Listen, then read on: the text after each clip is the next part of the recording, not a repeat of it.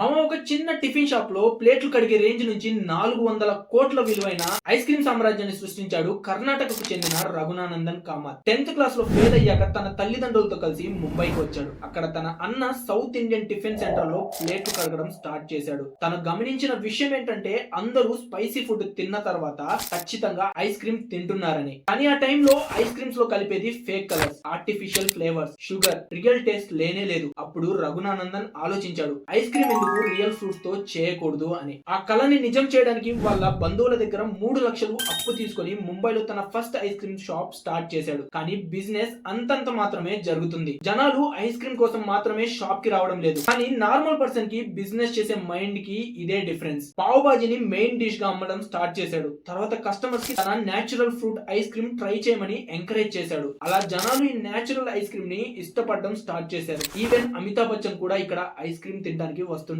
Video నచ్చితే like, share and comment చేయడం మాత్రం మర్చిపోకండి.